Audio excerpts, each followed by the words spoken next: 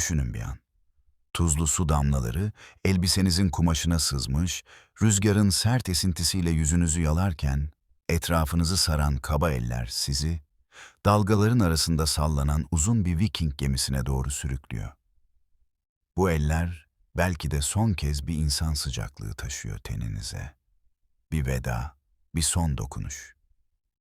Henüz 17 yaşındasınız. Hayatınızın en parlak baharında.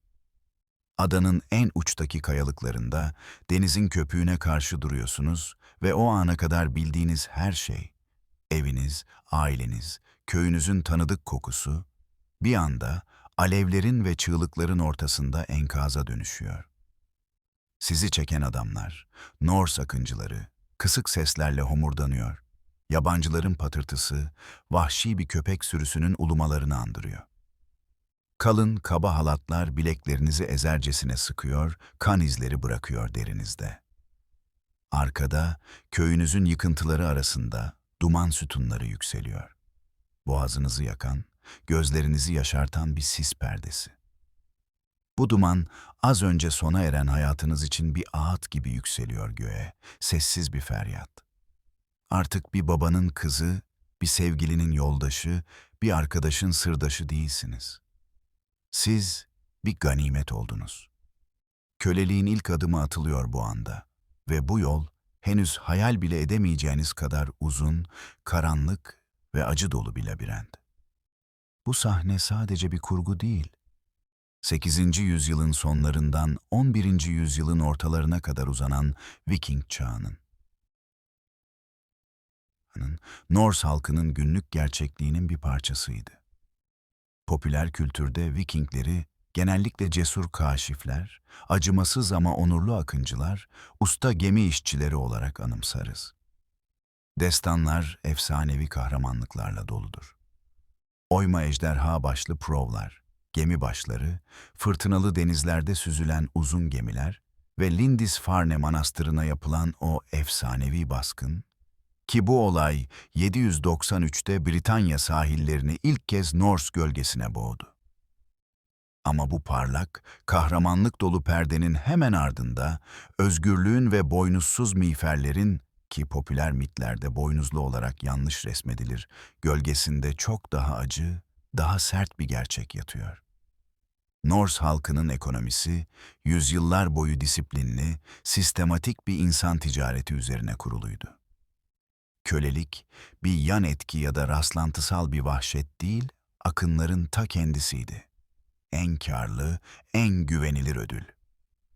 Britanya adalarının rüzgarlı, kayalık kıyılarından başlayarak Slav doğusunun derin ormanlarına, hatta Baltık'ın sisli sularına kadar uzanan coğrafyalarda binlerce kadın ve erkek kaçırıldı. İsimleri silindi, kimlikleri yok edildi ve köle pazarlarında birer meta gibi satıldılar. Bu kadınlar sadece birer sayı değildi.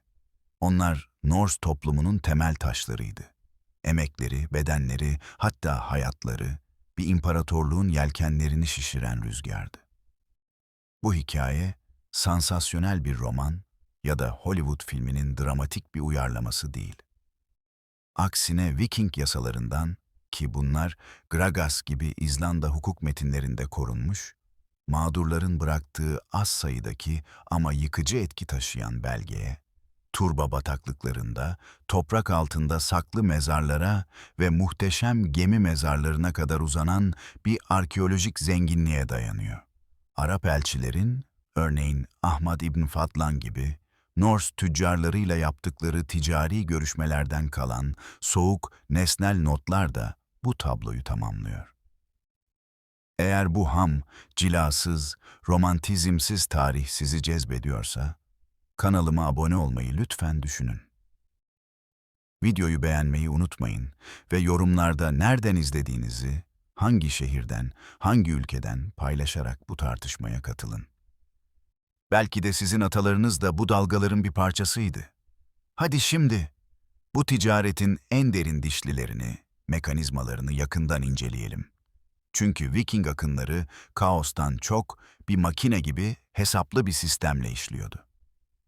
Popüler anlatılar, Viking akınlarını vahşi, öngörülemez fırtınalar gibi betimler. Aniden beliren savaşçılar, kılıçların parıltısı, çığlıkların yankısı. Oysa gerçekte bunlar organize, finanse edilmiş operasyonlardı. Kavgadan ziyade titiz bir iş modeli. Bir baskın ekibi genellikle yerel bir şef, jarl ya da hofdingi tarafından yönetilir ya da gümüş ve hırsla birleşmiş bir felak, ortaklık sendikası tarafından desteklenirdi. Bu felaklar adeta erken dönem limited şirketler gibi çalışırdı. Yatırımcılar kaynakları bir araya getirir, bir gemiyi donatırdı. Gövde için kaliteli meşe kerestesi, demir çiviler ve perçinler, kalın yün yelken bezi, katranla kaplanmış dikişler. Ki bunlar gemiyi su geçirmez kılıyordu ve mürettebat için erzak. Kurutulmuş balık, sert ekmek, bira fıçıları. Her bir parça ciddi bir sermaye yatırımı demekti. Bu operasyonlar pahalıydı. Bir tek gemi inşası bir ailenin yıllık servetini yutabilirdi. Yatırımcılar, şefler, tüccarlar, hatta küçük çiftçiler kar peşindeydi ve en emin, en risksiz getiri insan yüküydü. Altın ya da gümüş çalınabilirdi ama bir thrall, köle, ömür boyu çalışır, çoğalır ve nesiller boyu değer üretirdi. Viking gemileri bu uğursuz ticaret için tasarlanmış mühendislik şaheserleriydi. Dönemin en ileri teknoloji harikaları. Snekya yani yılan gemisi, dar ve uzun gövdesiyle sığ sulara inebilir, açık denizde fırtına gibi hızlanırdı. 30 kürekçiyle saatte 10 ila 15 knot hıza ulaşabilirdi. Daha iri knörler, ticaret gemileri, yük için optimize edilmişti ama aynı çevikliğe sahipti. Bu gemiler nehirleri tırmanarak, örneğin Thames ya da Seni, muhafızları atlayıp iç kesimlere sızabilirdi. Bir köy, kıyıdan yüzlerce kilometre içeride bile suyun üzerindeki o karanlık silüeti fark ettiğinde kaçış kapısı çoktan kapanmıştı. Akıncılar her yönden kuşatır, yangınla panik yaratırdı. Bu sürpriz ve hız unsuru köle baskınlarını ölümcül kılıyordu. Bir saatte bir köyün nüfusu sil baştan değişebilirdi. Hedefler asla rastgele seçilmezdi.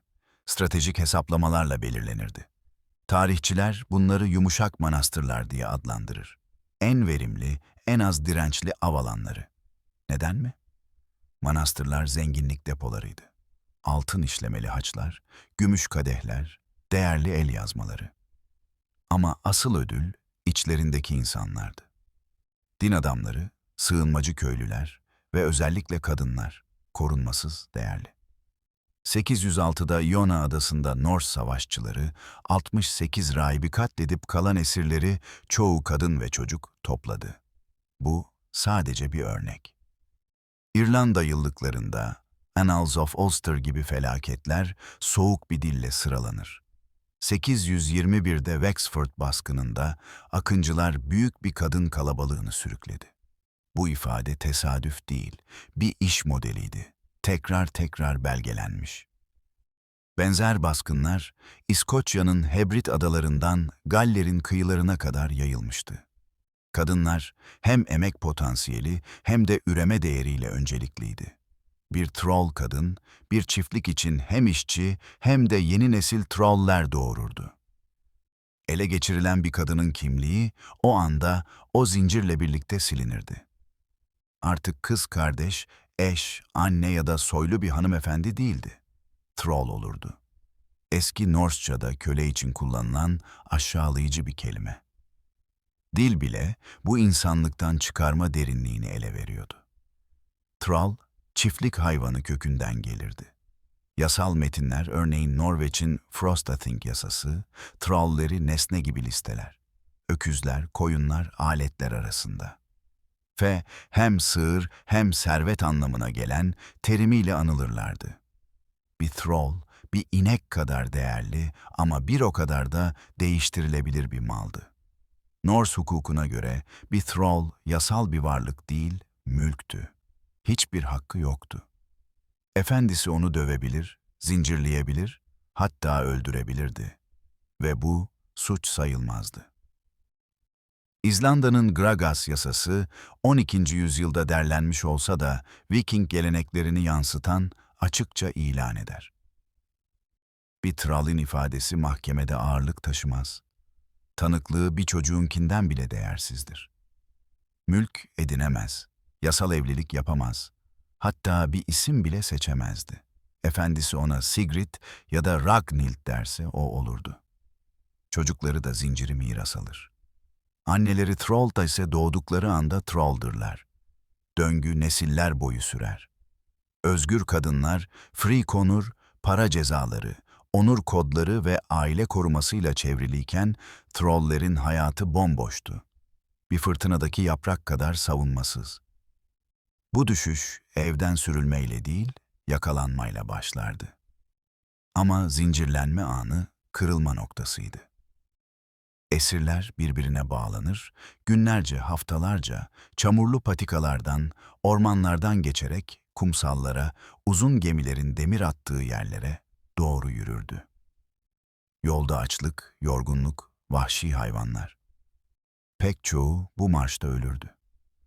Kumsala vardıklarında haftalar sürecek okyanus yolculuğu için çalıntı malların, kılıçlar, kalkanlar, ganimet sandıkları ve silahlı adamların arasına yığılırlardı. Sahneyi zihninizde canlandırın. 70 ila 80 fit uzunluğunda bir gövdede ki bu modern bir basketbol sahası kadar titreyen düzinelerce figür. Dondurucu spreyler yüzlerini ıslatır, ekmek kırıntıları ve tuzlu suyla idare ederler. Hava, ter, korku ve dışkı kokusuyla ağırlaşır. Hastalık, ishal, zatürre hızla yayılır. Çocuklar ve yaşlılar ilk düşer. Korku herkesi kemirir. Geceleyin fırtınalarda geminin inlemeleriyle karışık çığlıklar. Pek çoğu karaya varmadan ölür. Cesetler denize atılır, dalgalar yutar. Hayatta kalanlar için cehennem yeni bir aşamada devam ederdi. Köle pazarları. Viking topraklarında bu pazarlar yayılmış, acımasız merkezlerdi. Bir ağ gibi İrlanda, Britanya ve İskandinavya'yı birbirine bağlardı. Dublin, Norse adı Diflin, en ünlüsüydü. Vikinglerin İrlanda'daki başkenti, adaların her köşesinden esirler alınıp satılan bir cehennem. Buradan kadınlar, yerel Norse çiftliklerine, İskandinavya'nın fiyortlarına ya da yeni kolonilere, İzlanda, Faro adaları gönderilirdi. Dublin'in limanı gemilerle doluydu. Tüccarlar diş tacirleri gibi pazarlık eder, trollleri tartardı. Ama ağ çok daha genişti. Doğu-batı bir köprü. Hedebay, bugünkü Alman-Danimarka sınırı, Schleswig-Holstein'da ve Birka İsveç'in Meleren Gölü'ndeki adası doğu kapılarıydı. Bunlar, Norse dünyasını bugünkü Rusya ve Ukrayna'nın büyük nehirlerine, Dniper, Volga bağlar, Slav esirleri, Araplarca Sakaliba yani köle, güneye taşırdı. Bizans'ın Konstantinopolis'ine ve Abbasi hilafetinin Bağdat'ına. Ölçek akıl almaz derecede büyüktü. 10. yüzyıl Pers coğrafyacısı İbn Rus'ta, Rus Norslarının Varanglılar, Sakaliba'ya saldırdığını, esir aldığını, Hazar ve Bulgar pazarlarına satarak kâr ettiğini tereddütsüz yazar. Bu, yıllık binlerce insanı kapsardı. Bir İngiliz kızın yolculuğunu hayal edin. Köyünden Dublin'e yaya getirilir, zincirde, aç, oradan bir tüccara takas edilir. Baltık denizine yelken açar, Dniper ya da Volga ile güneye iner. Haftalarca nehir teknelerinde, açlık ve sıcakta ve nihayet Konstantinopolis'te ya da Bağdat'ta Arap gümüşü, dirhem, ipek ve baharat karşılığında satılır. Bu bir tahmin değil, arkeoloji doğruluyor. İsveç'in Gotland adasında bu ticaret ağının kilit kavşağı 10 binlerce İslami dirhem parçası bulundu, kesilmiş, bükülmüş gümüş yığınları. Bunlar Norse tüccarlarıyla hilafet arasındaki ortaklığın sessiz tanıkları, kuzeyin en değerli ihracatı kürk ya da kehribar değil, yaşayan insandı. Bir troll, bir dirhemden 10 kat değerli olabilirdi. Pazarlarda son onur kırıntıları da elinden alınırdı. Traller hayvan gibi sergilenir, tartılır, elle tutulurdu. 900'lerde Volga'da Rus tüccarlarını gören Arap elçisi Ahmad İbni Fadlan çarpıcı bir tanıklık bırakır. Esirler nehir kenarında sıralanır. Bir tüccar, alıcılar izlerken köle kızla açıkça yatar. Perde yok, utanç yok, gizlilik yok. Bu değerini kanıtlamak için bir gösteriydi. Bedeni, bir meta, bir kumaş parçası gibi incelenirdi. Dişler kontrol edilir, yaralar sayılır, yaş tahmin edilirdi. Satıldıktan sonra bir kadının kaderi tamamen alıcının, bir şef, tüccar ya da çiftçi ihtiyaçlarına ya da heveslerine bağlıydı. En yaygını, bitmez tükenmez angarya. Traller en ağır, en aşağılık işleri sırtlanırdı. Şafaktan çok önce kalkar, kışın karanlıkta, karanlıktan çok sonra yığılırdı. Rutin bir cehennem döngüsü. Dişleri aşındıran el değirmeniyle saatlerce tahıl öğütmek, buzlu derelerden, fiyortlar ya da nehirler, kova kova su taşımak, sırtı büken bir yük. Uzun evin, langus, ocağını beslemek, dumanı soluyarak, bira demlemek, arpa kaynatmak, mayalamak. Yemek pişirmek, çamurda sebze doğrarken, dondurucu nehirlerde ağır yünlü giysileri, tunikler, pelerinler, çamaşır kaynatmak, elleri çatlatan. Ama en ağır yük dokumacılık. Norse ekonomisinin kalbi kaba yün kumaş, vadmal üretimiydi. Kırkma, koyun yününü kesmek, yıkama, soğuk suda ovuşturmak, tarama, taraklarla ayıklamak, eğirme, iplik çekmek, saatlerce, dokuma, tezgahta mekik çalıştırmak. Her adım fiziksel güç ve sonsuz zaman gerektirirdi. Ve bu girişim tamamen köleleştirilmiş kadınların omuzundaydı. Bir uzun evde 20 ila 30 tral kadın bir ordu gibi çalışırdı. Tekstiller, yelkenler, ticaret malları üretirdi. Norse şiirleri bile bu bedeli yakalar. Edebiyat, acıyı mitolojik bir örtüyle sarar. Eski Rikstula şiiri, toplumsal sınıfların doğuşunu anlatan, tralleri, düğümlü parmaklar, derisi kabuklu, eklemleri ağrıyan, sırtı kambur diye betimler, yüzleri kurumuş, saçları karışık. Bu, emek dolu hayatların şiirsel ama acımasızca doğru bir portresi. Bir troll kadın 40'ına varmadan yaşlanırdı. Bilim de kendi kanıtlarını ekler. Viking dönemi iskeletleri, örneğin Birka ya da Oseberg kazılarından üzerine yapılan osteolojik çalışmalar, az eşyayla gömülenlerin, muhtemelen troller, yetersiz beslendiğini gösterir.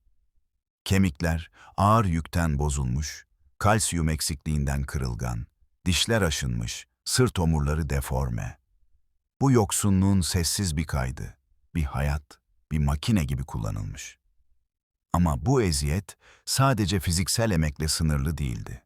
Pek çoğu için sömürü çok daha derine, ruhun en karanlık köşelerine ulaşırdı. Cinsel kölelik. Viking toplumunun bu kısmı genellikle sansürlenir, yumuşatılır ya da göz ardı edilir.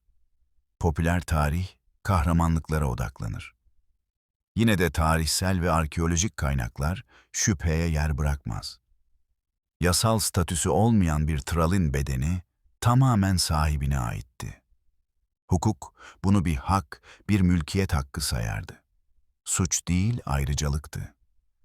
Daha sonraki İzlanda sagaları, Laxdela saga, Egils saga gibi yüzyıllar sonra yazılmış olsa da Viking adetlerini yansıtan bunu açıkça gösterir. Güçlü erkekler köleleştirilmiş kadınları frillur, cariyeler olarak alırdı. Bunlar gizli ilişki değildi. Evin içinde tanınan, hatta kutlanan gayri resmi bağlardı.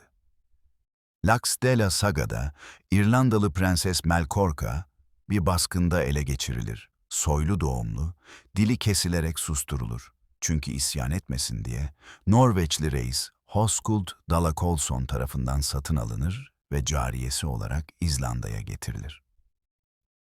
Doğumuyla soylu olmasına Olaf Pay, tavus kuşu lakaplı, nin annesi olmasına rağmen statüsü tral olarak kalır özgürleşmez. Bu tür birlikteliklerden doğan çocuklar freeze-burn, melezler olurdu. Rahatsız edici bir ara bölgede yaşarlardı. Hakları, özgür bir eşten doğan varislerinkinden zayıftı. Bir baba onları serbest bırakıp manumissio ile metanetio ile kabul edebilir, mirasçı kılabilirdi. Ya da reddedip kendi kanını köleliğe mahkum edebilirdi. Ki bu yaygındı. Bu dinamik, uzun evlerde -20 ila 30 kişinin yaşadığı kerpiç yapılar, gergin yeraltı akıntıları yaratırdı. Yasal eş konur kocasının cariye tuttuğu tral kadınlarla evi paylaşmak zorunda kalırdı. Kıskançlık, şiddet, entrika. Troller için bu gerginlik koruma sağlamazdı. Aksine ezerdi. Norse geleneğinde her zaman önce mülkiyet idiler. Bir kadın, bir at kadar değerli ama bir o kadar da değiştirilebilir. Bu cinsel tahakküm sistemi o kadar yerleşmiş ve Viking yayılması için o kadar hayatiydi ki Kuzey Atlantik'in genetik yapısına kazınmıştır. Bazıları için kader. Biraz farklı görünürdü ama daha az acımasız değil. Soylu rütbeli kadınlar, bir prenses, bir kralın eşi ya da kızı, sıradan bir hizmetçi ya da cariyeden öte bir pazarlık kozu olarak değerliydi. Anglo-Sakson vakainamesi, Anglo-Saxon Chronicle ve diğer İrlanda yıllıkları, Viking liderlerinin yüksek statülü kadınları ya da kilise yetkililerini rehin tuttuğunu, büyük fidye, gümüş, altın, toprak almak için beklettiğini anlatır. Bu rehineler, akıncıların elinde, evin yakılıp akrabalarının öldürüldüğü o kaosun ortasında sürekli korku içinde yaşardı. Çağın tehlikeli diplomasisinde piyonlardı. Her an satılabilir ya da öldürülebilirlerdi. Yine de fidye, ele geçirilen bir kadın için açık olan en karanlık yol değildi. O yol, neredeyse kavrayışın ötesinde bir kaderdi. Din, tahakküm ve şiddetin Norse geleneğinde nasıl iç içe geçtiğini ortaya koyan ritüel kurban. Hem arkeoloji hem de yazılı kaynaklar, insan sunularının, özellikle tral kadınların gerçekleştiğini doğrular. 922'de Volga Nehri boyunca seyahat ederken, güçlü bir Rus Varanglı reisinin cenazesine tanık olur. Törenin bir parçası, adamın tral kadınlarından birinin gönüllü olarak onunla birlikte ölmesini gerektirirdi. Bir sonraki dünyada efendisine hizmet etmeye mahkum bir gölge hizmetkar. Ama bu gönüllülük tam bir kurguydu. Bir tral olarak reddetme gücü yoktu. Emir kaderdi. İbn Fadlan, kasvetli 10 günlük bir çileyi anlatır. Seçilen kız, genç, güzel, parlak giysilerle, kırmızı yün elbise, boncuklar giydirilir. Güçlü içkilerle, bal likörü beslendi. Şarkı söylemeye teşvik edilir. Ama şarkıları İbn Fadlan'ın kaydettiği gibi hüzünlü, feryat dolu bir veda ağıtı. Ölü liderin kıdemli maiyeti onu çadırdan çadıra götürür. Her çadırda bir adamla ritüel ilişkiye girer. Efendisinin sevgilisi olduğunu kanıtlamak için. Her eylemden sonra ona "Efendime sevgimden yaptım" diye fısıldatılır. Yalanlar ruhunu kemirir. Son gün reisin cesedi kıyıya çekilmiş bir geminin güvertesinde yatardı. Kalkanlarla çevrili atlar ve köleler etrafında. Sersemletilmiş kız, atanan cellat, ölüm meleği lakaplı yaşlı bir kadın tarafından gemiye eşlik edilir. Esiri, ölü efendisinin yanına yerleştirir. Boynuna kalın bir ip geçer, uçlarını 2 adama verir. Onlar ipi sıkıca çekerken, boğazını ezercesine, yaşlı kadın geniş bir bıçakla kızın kaburgalarına defalarca saplar, kan fışkırır, çığlıklar yükselir. Çığlıklar, diğer tral kadınların korkusunu yatıştırmak için savaşçıların kalkanlarını vurarak çıkardığı gürültüyle boğulur. Sonunda gemi ateşe verilir. Alevler yükselir, hem lordu hem kurban edilen hizmetçiyi sonsuzluğa taşır, dumanı Volga'nın sisiyle karışır. İbn Fadlan'ın anlatısı, yürek parçalayıcı ama fanteziden uzak, dönemin bir ritüeli. Arkeologlar, Viking dünyasında benzer hizmetkar ölümlerine işaret eden mezarlar ortaya çıkardı. Norveç'teki Flakstad'da bir mezar, yüksek rütbeli bir kadının yanında başı kesilmiş troll bireyler barındırır. Kurban edilmiş, yanına gömülmüş. Ünlü Oseberg gemi mezarı, 9. yüzyıl, Norveç, iki kadın içerir. Biri yaşlı, soylu izler taşıyan, diğeri genç. Kemikleri sert emek ve düşük statü fısıldayan uzmanlar onu bir frill, metres ya da thrall kurban olarak görür.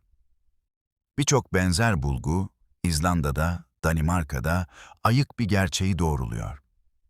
Baskınlarda ele geçirilen kadınlar için hayat sadece sonsuz emek ya da zorla yakınlıkta değil, aynı zamanda bir efendinin mülkünün parçası olarak hatta ölümde bile sona erebilirdi.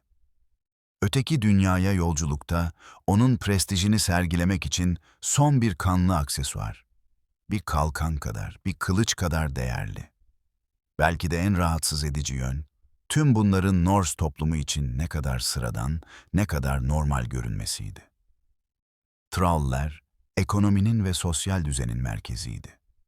Bir şefin, jarl'ın itibarı sadece tarlalarda, gümüş yığınlarında ya da savaş gemilerinde değil, emrindeki thrall sayısıyla da ölçülürdü. Ne kadar çok thrall, o kadar güç. Efsanelerini koruyan edebiyat, sagalar, eddalar, köleliği bir suç ya da ahlaki kusur olarak değil, varoluşun temel bir gerçeği olarak ele alır. Trolller, tanrıların yarattığı bir sınıf gibi betimlenir. Kölelik, kültürlerin dokusuna dikilmişti. Fetih ve sömürgeleştirmenin motoruydu. Her destan kahramanının Beowulf ya da Sigurd gibi ya da kaşifinin arkasında hikayeleri nadiren parşömene yansıyan isimsiz kadınlar duruyordu. Kaçırılan anneler, cariyeler, hizmetçiler ve bazen kurbanlar. Onların emeği, yerleşim yerlerini ayakta tutan tekstilleri dokudu. Bedenleri bir sonraki nesli taşıdı, genetik mirasla. Hatta bazıları, efendilerinin acısını bile paylaştı, ölümle. Viking çağını dürüstçe anlamak, bu susturulmuş hayatlarla, yayılmanın ve şöhretin gizli maliyetiyle yüzleşmektir. Ejderha provlu gemilerin ihtişamı, korkusuz akıncıların hikayeleri, sayısız kadın için Viking dünyasının bir kafes olduğu gerçeğini gölgeleyemez. Bu kafesten kurtuluş, sadece ölüm ya da nadir bir fidye şansı ya da manumissio, thrall'i özgürleştirme eylemi sunardı. Bir efendi yıllarca süren sadık hizmeti ödüllendirebilir ya da vasiyetnamede özgürlük bırakabilirdi. Danimarka'daki Hunninge runik taşı, demirci Toki'nin eski efendisi Thorgisel, kendisine altın ve özgürlük bahşettiğini nasıl onurlandırdığını kaydeder. Thorgisel, Toki'ye özgürlük verdi, altınla kutsadı. Bu gibi hikayeler rutin değil, olağanüstü oldukları için hayatta kalır. İstisnalar, kuralı vurgular.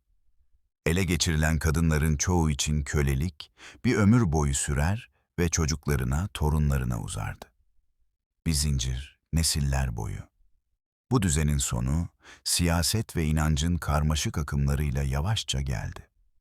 İskandinavya, 10. ve 11. yüzyıllarda Hristiyanlığı benimsedikçe, Norveç'te Olaf Haraldsson'la, Danimarka'da Harald Bluetooth'la kilise resmi olarak dindaşlarını köleleştirmeyi caydırdı.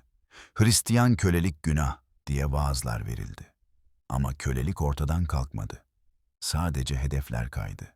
Pagan Slavlara, Baltık halklarına. Yavaş yavaş, Viking çağının mutlak trolliği, Orta Çağ serfliğinin daha hafif ama hala zincirleyen bağlarına evrildi.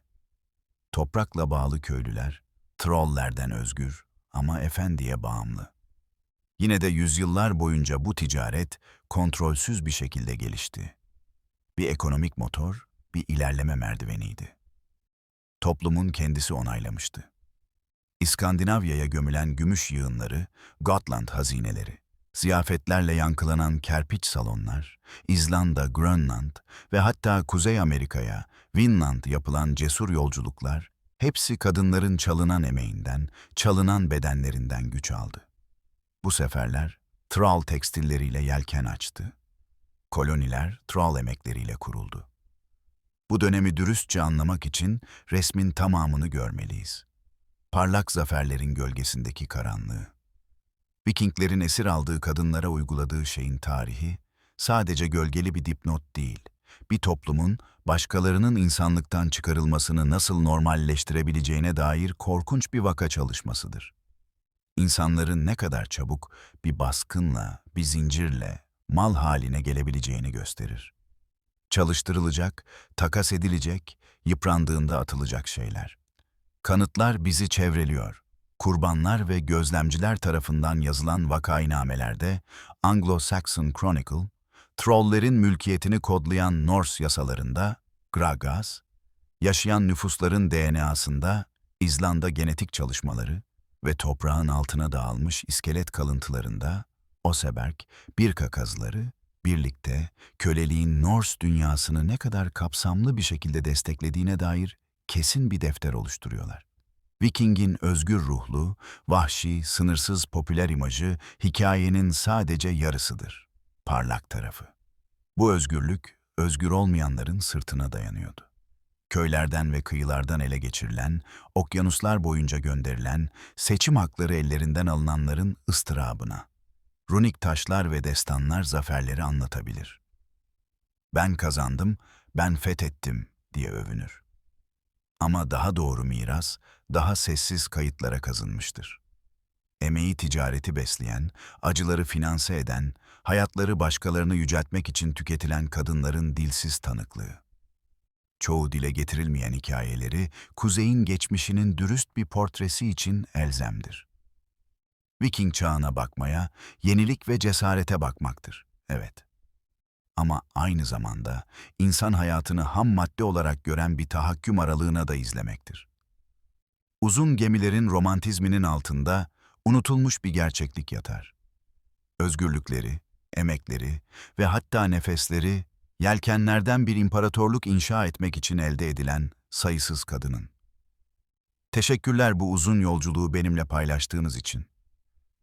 Eğer bu hikaye sizi etkilediyse, videoyu beğenmeyi, kanalıma abone olmayı ve yorumlarda düşüncelerinizi, hangi kısım sizi en çok şaşırttı, paylaşmayı unutmayın. Bir sonraki videoda, belki Viking mitlerinin başka bir yüzünü ya da başka bir çağın karanlığını keşfedeceğiz. Tarih, karanlık yüzleriyle daha zengin, değil mi? Görüşürüz. Norse şiirleri bile bu bedeli yakalar. Edebiyat, acıyı mitolojik bir örtüyle sarar. Eski Rix-Tula şiiri, toplumsal sınıfların doğuşunu anlatan tralleri, düğümlü parmaklar, derisi kabuklu, eklemleri ağrıyan, sırtı kambur diye betimler. Yüzleri kurumuş, saçları karışık. Bu, emek dolu hayatların şiirsel ama acımasızca doğru bir portresi. Bir thrall kadın, 40'ına varmadan yaşlanırdı. Bilim de kendi kanıtlarını ekler. Viking dönemi iskeletleri, örneğin Birka ya da Oseberg kazılarından üzerine yapılan osteolojik çalışmalar, az eşya ile gömülenlerin muhtemelen traller yetersiz beslendiğini gösterir. Kemikler ağır yükten bozulmuş, kalsiyum eksikliğinden kırılgan, dişler aşınmış, sırt omurları deforme.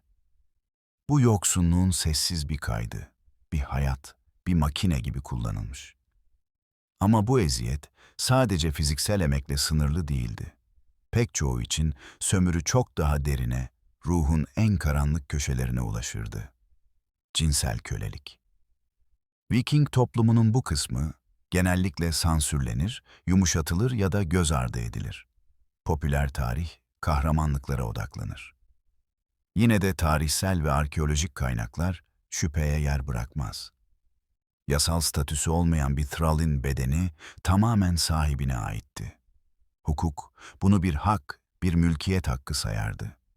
Suç değil, ayrıcalıktı. Daha sonraki İzlanda sagaları, Laxdæla Saga, Egil Saga gibi yüzyıllar sonra yazılmış olsa da Viking adetlerini yansıtan bunu açıkça gösterir. Güçlü erkekler, köleleştirilmiş kadınları frillur, cariyeler olarak alırdı. Bunlar gizli ilişki değildi. Evin içinde tanınan, hatta kutlanan gayri resmi bağlardı. Laxdela Saga'da İrlandalı Prenses Melkorka bir baskında ele geçirilir, soylu doğumlu, dili kesilerek susturulur çünkü isyan etmesin diye.